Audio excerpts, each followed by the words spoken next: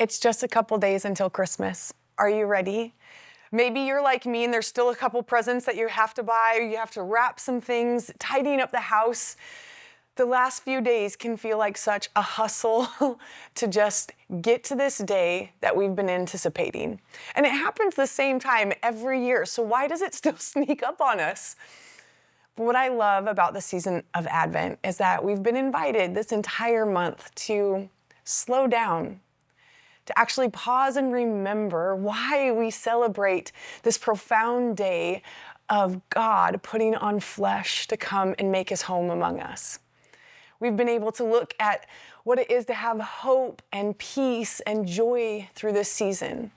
And as we come to this last week of Advent, we get to look at the love that God has for us. In fact, maybe you know this, is that God loved you so much that God sent his son Jesus, his only son.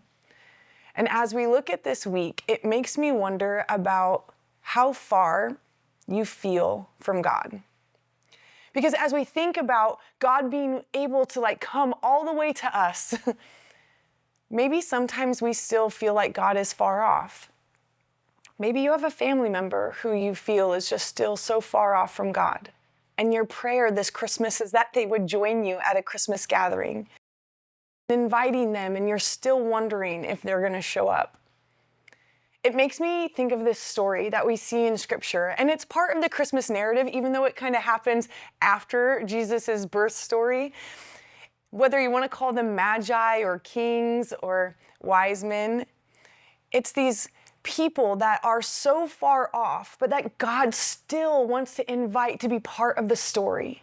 That God still goes out of his way to provide and make a way for them to come and encounter this newborn King, Jesus. So as we prepare for Christmas, I wonder, like me, you are praying for your own heart to be reminded of the goodness of the fact that God was willing to come all the way to you. That God is continuing to pursue you and wanting to make a way for you to come and experience the miracle that is Jesus. But also for the friends and family, the loved ones, the neighbors, the coworkers, who you're wanting to experience that as well this year. That they would know the love that God has for them.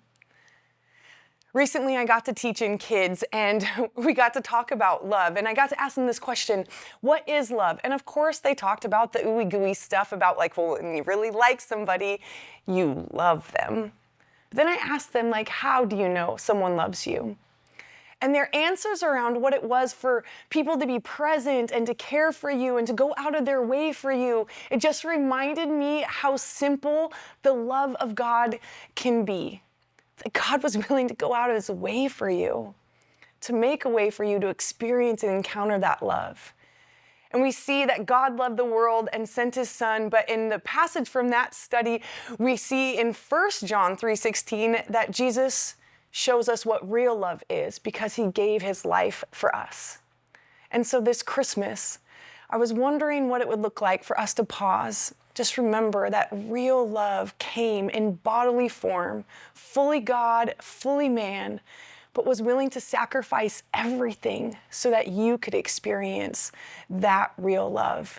And that is my prayer for you this Christmas. Would you just experience the profound love that God has for you? Merry Christmas.